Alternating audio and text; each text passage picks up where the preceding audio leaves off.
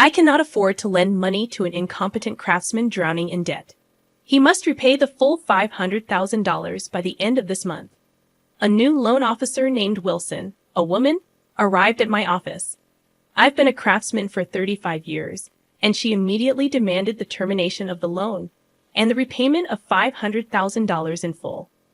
Lending money to an old woman working in an office on the brink of collapse due to debt doesn't ensure repayment.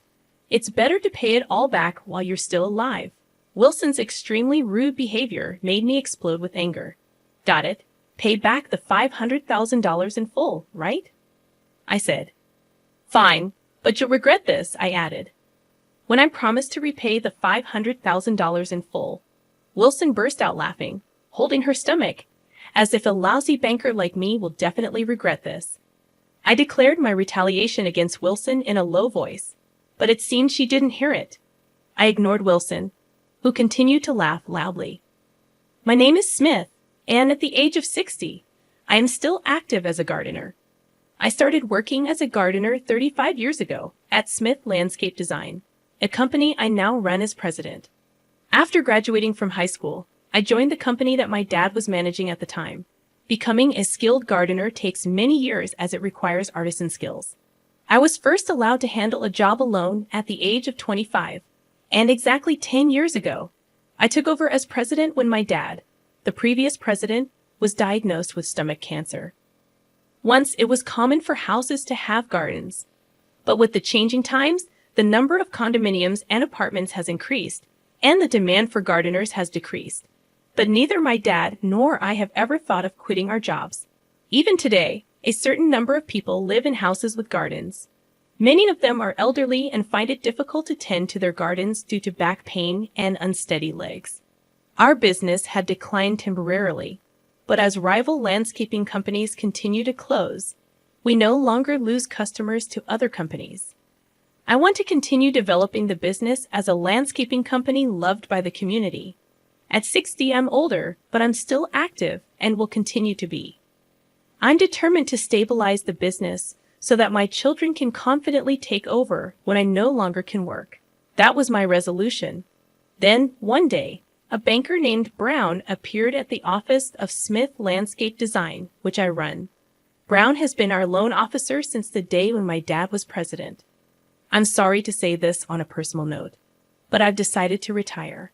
I am very grateful for all the support Smith has given me. My successor will be Wilson from our bank, Brown said politely, standing next to a woman who appeared to be in her 20s.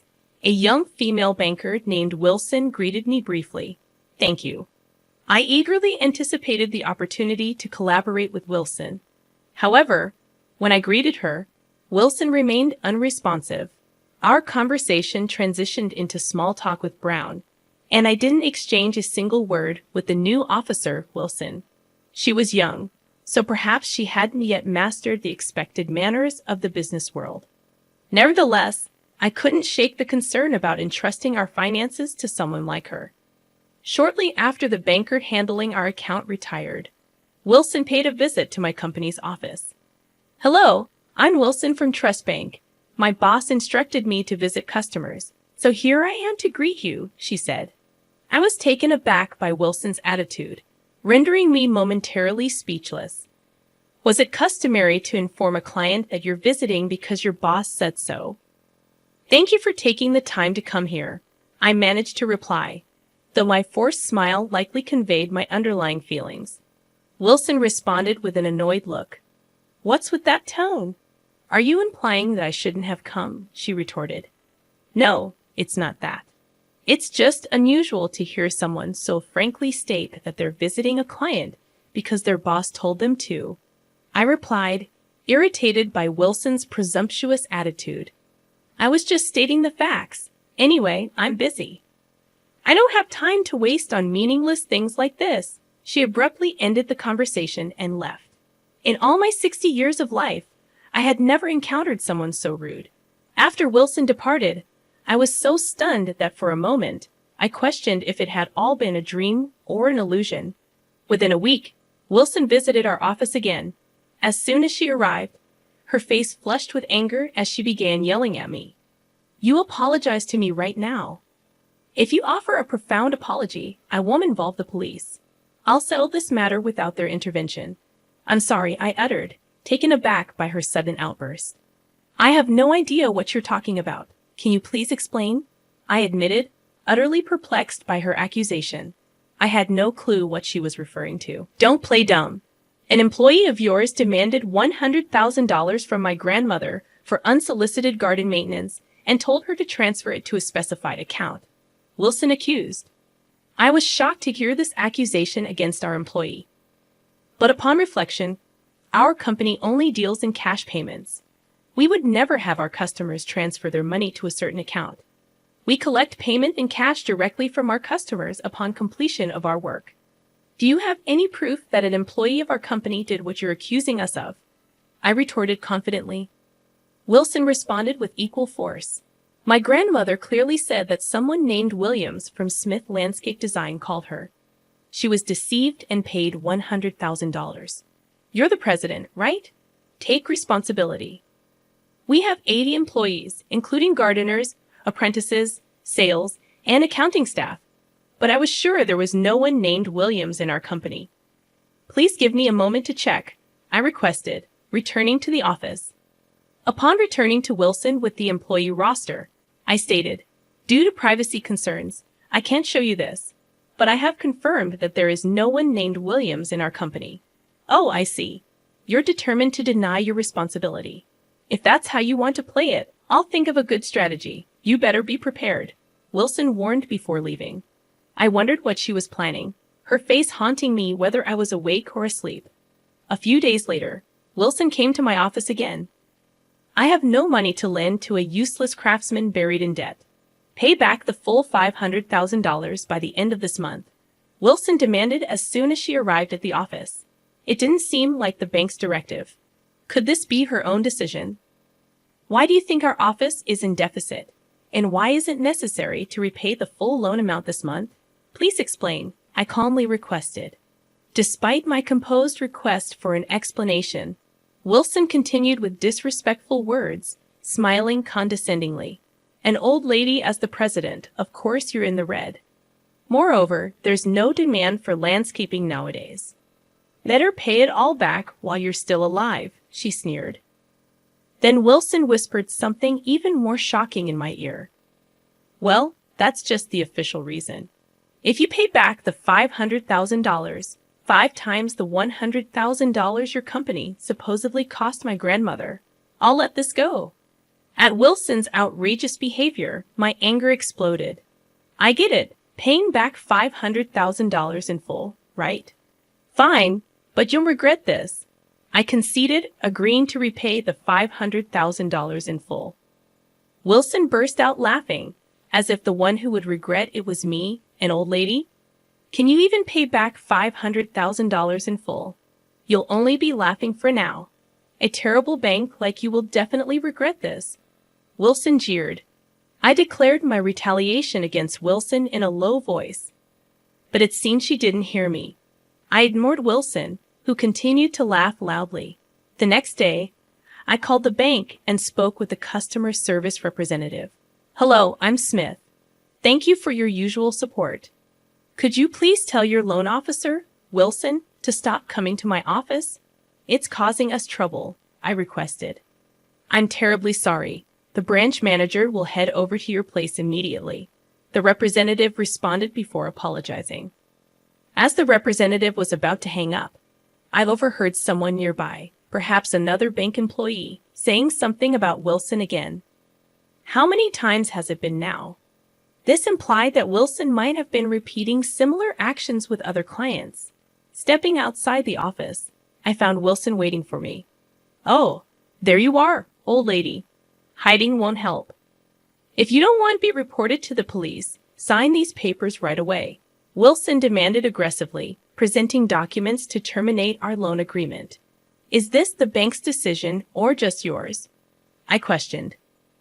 My opinion is the bank's opinion, obviously. Anyway, a fraud like you has no right to complain. Just sign it, Wilson insisted. I just called the bank. The branch manager is on his way, and I'll sign it then, I replied.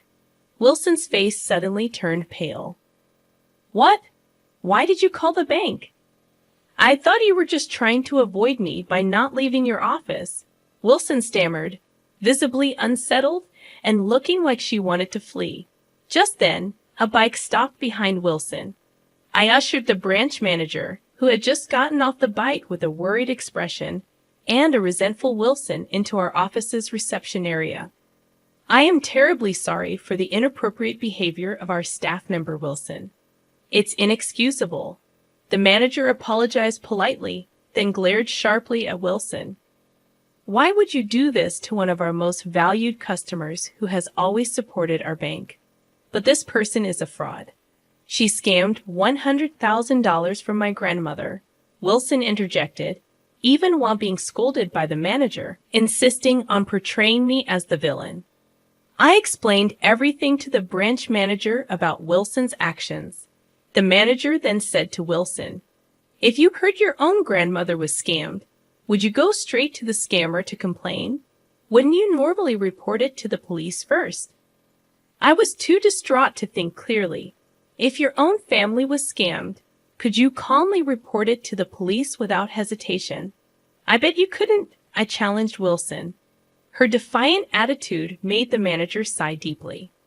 If you check the customer's information, you should see that Smith is a valued customer. Plus, if there's no one named Williams on Smith Landscape Design's employee roster, it's possible that an outsider pretended to be an employee and made the call, I explained. Wilson seemed to finally realize the possibility of an outsider's involvement. Her expression suddenly changed, and she fell silent. We confirmed Wilson's grandmother's name and address, but there was no record of any landscaping requests from her. Moreover, her grandmother lived in public housing. Unless the local government specifically requests our services, we would not perform any work there. In any case, shouldn't the first step be to report it to the police? I suggested. Wilson flinched at my words but ignored them, looking anxiously at the branch manager. It's unbelievable an outsider did this, but it's just a $500,000 loan termination. It's not a big deal, right? You make a fuss over your grandmother being scammed out of $100,000. But you think terminating a loan 5 times that amount is no big deal, Wilson argued.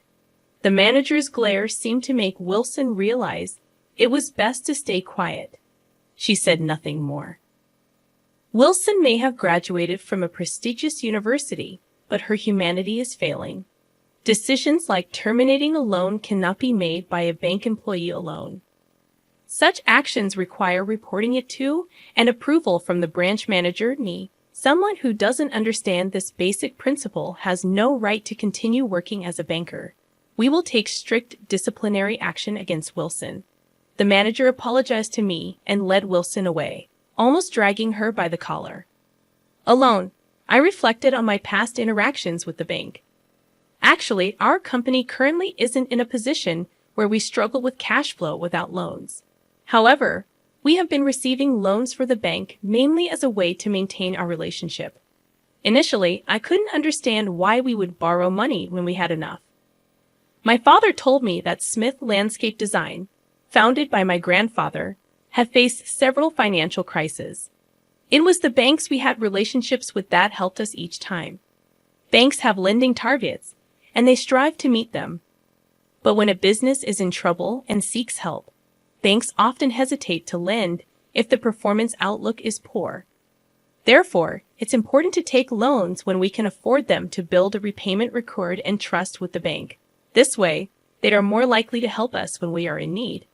That's why we have been periodically taking loans. Yet what was the meaning behind this recent behavior? A novice banker lacking even basic social manners, a branch manager who let such an employee run free. It was clear that the trust we had built was crumbling. I started to feel uneasy about entrusting our important money, let alone receiving loans, to such a bank. After consulting with my family, I made a decision. The next day, I went to Trust Bank to convey my decision.